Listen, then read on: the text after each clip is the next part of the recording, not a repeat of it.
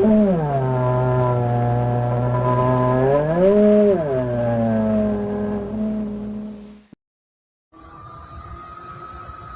and welcome.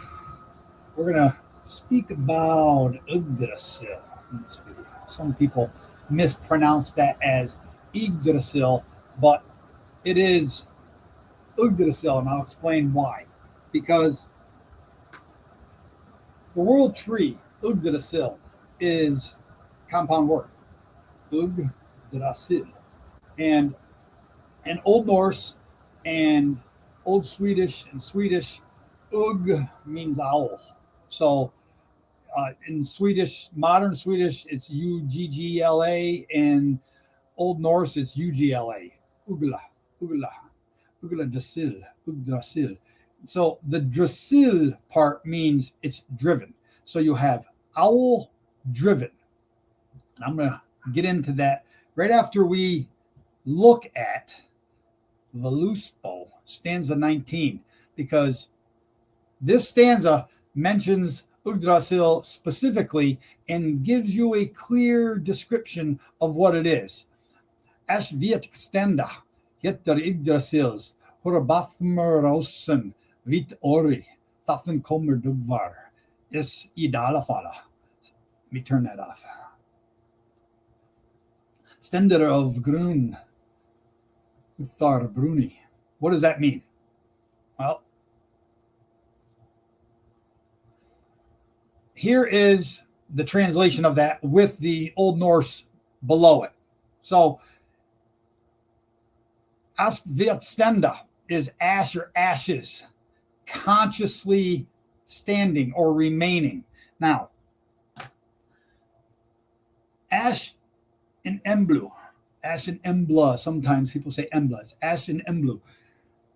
It is depicting the moon and its phases. You have a waning moon and you have a waxing moon. So let's start with the new moon, which is an ashen phase. It's an ashen moon, they call it. So then as that ashen moon starts to wane, you start to get the embers, the light. And as it progresses to wane to full moon, then you have the Aiken shield, the full protective moon, and then it casts off its own light. Well, reflects own light. We know what we're talking about here. So then it starts to wane, and you start to get the ashen phase back until it goes back into a new moon. So that is what it's speaking about, and that is reflective of the cycles that we see in nature. And I'll get to that in a minute with the sky charts. So it's Hitter Yggdrasils. Now, the S on the end makes it possessive, okay? So it's called Owls Yggdrasils, driven. Owls driven young fir tree. Why is it a young fir tree? Because Horror is thole, and a thole is a young fir tree. So Bathmerosen in its bosom to sprinkle white atmospheric moisture. Vaita ori. You can see where it's written down there in the Old Norse with the arrow. Thathen kommer dagvar. Thence comes the dews from that fir tree, from the breast of the fir tree. Isidalifala. It falls into the dales. Stender of grun. It stands ever green. Now, this totally obliterates the Abrahamic translations that it's an ash tree. It can't be an ash tree, an elm tree, an oak tree. It can't be a birch tree. I love the white birch tree, but it can't be a birch tree. It is a yew tree, a fir tree, because the fir tree is evergreen. And that also depicts our folk soul, where it talks about the valiant soul will never die, because these cycle on that world tree, as we see with the warrior, as we see with Freya giving her wake-up call. So Stender of grun, always green. Bruni. That's speaking of the well beneath the tree. Now, let me show some pictures here, because there is a depiction, artistic clip art depiction, if you will, of a yew tree with the roots. You can see I drew the red arrow or the red line on there.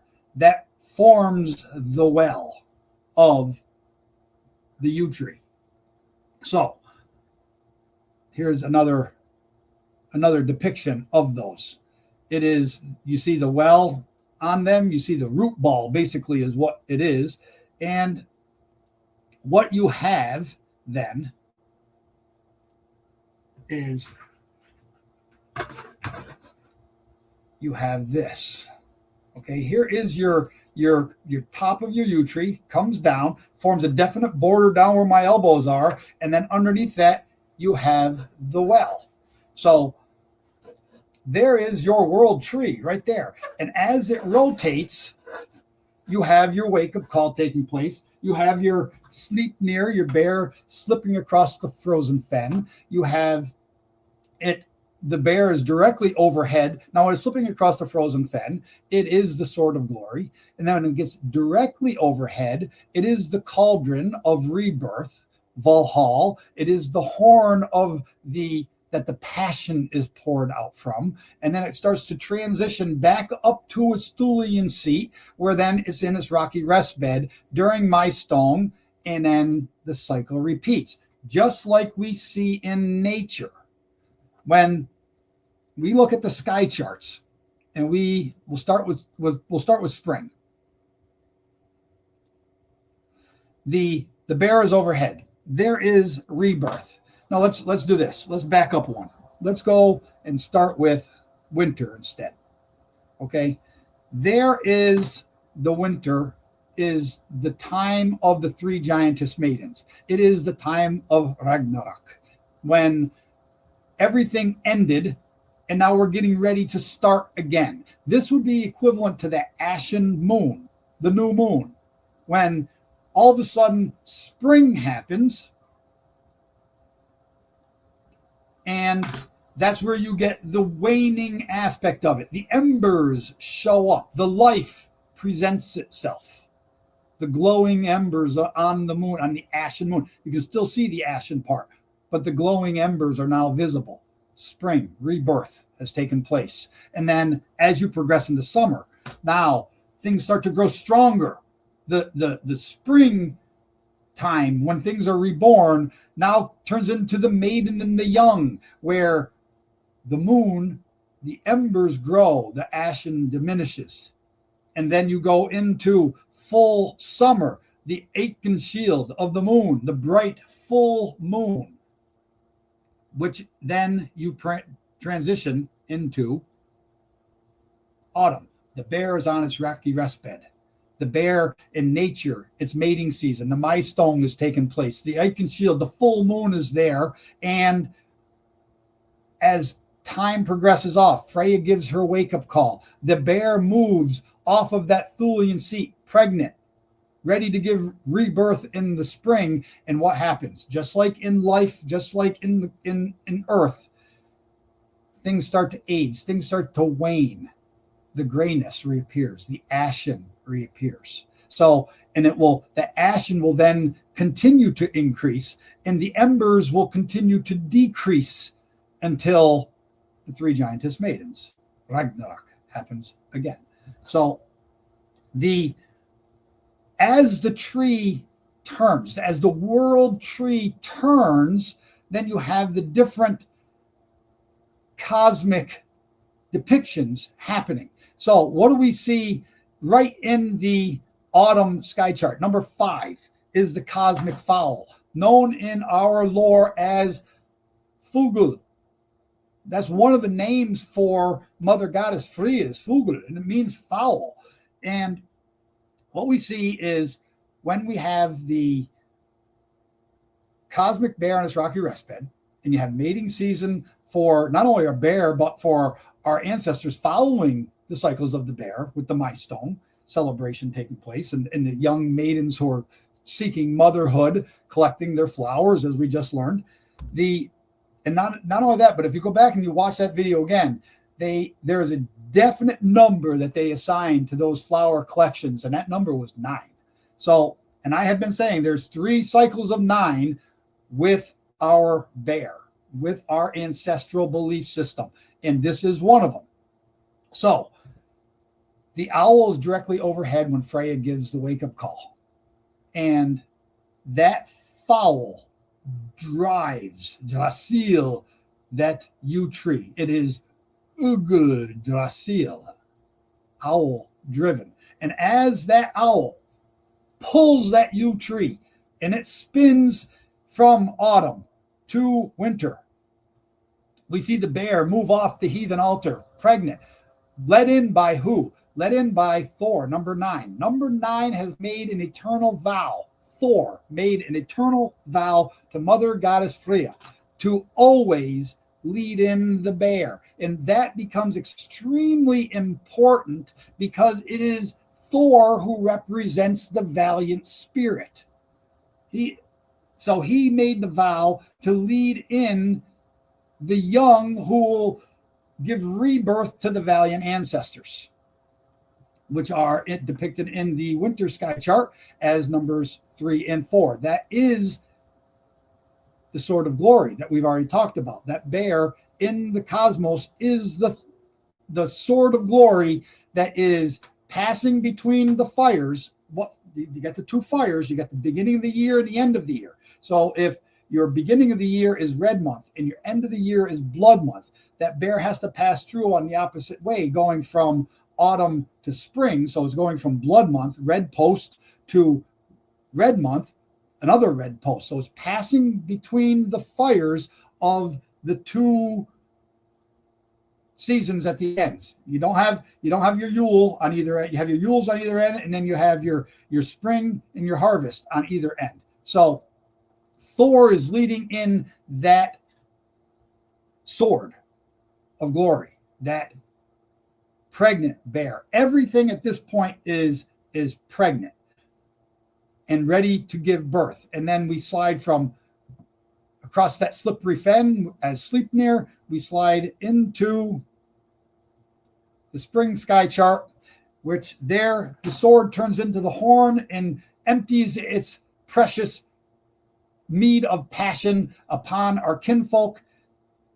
Things are born anew and the cycle repeats itself. But notice at each phase of this, where we started in the fall, number 5 pulls that tree, owl driven. Then you go from fall to stage. The bear moves off the Thulian seat. There's the owl, number 13, up at the horizon. It's pulling that bear to rebirth as Thor leads it in. Then we go to spring. Rebirth is taking place. And there's the owl, number 2, starting to reemerge on that northern horizon, still pulling that tree. Owl-driven fir tree, because it's evergreen. It never dies. And then we go back again here. So when we look at the charts that we have, there's a chart of the Arctic Circle showing all of the land masses that surround it. I superimposed a picture of a bear on there. I don't know if you can see it, but that is the upper area of that would be the Baliokul, they call it, the frozen ball. And then below that you have you take a biome. You have your Yew-dales. Now these Yew-dales, it's fitting that the Yggdrasil is a fir tree, because not only does it fit all of the elements of that stanza, that you can even look at the drops of that stanza where it says that it is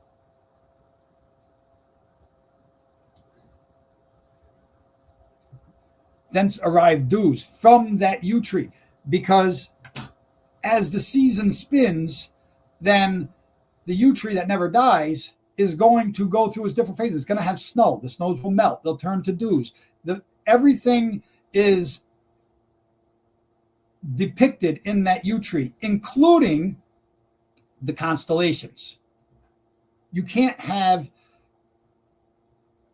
these constellations depicting nature and nature mirroring the cosmos, but have them go dormant for a certain specific time of year. It's always got to be alive, and that is the fir tree. Now, the fir tree is also where our bear lives. God Ul, which Ul is a Old Norse word that means the howler. The howler. I played at the beginning of my videos now. The bear howls in nature. The howler lives in the Udals. God Ul lives in Udalir, the Udales. And what are the Udales? They are the world Udales is your Tegabayan. But then when you look at mountains, I've already discussed this, you have a smaller representation of the world depiction in every High Peaks mountain. You have at the top, where the Balayoka would be, you have the rocky rest bed. Below that, you have the fir trees. You have the Udales. You have the groves. Then below that, you have the white birch trees. So these Udales were considered holy lands. Helluland. Helluland it's the holy lands of the north. And some of the cultures of paganism, of our Northern Paganism, would actually bury their ancestors in these Udales because they represented eternal life. So this all becomes very important. And another area that is depicted in this, and this is going to tie it back to our season of Yule.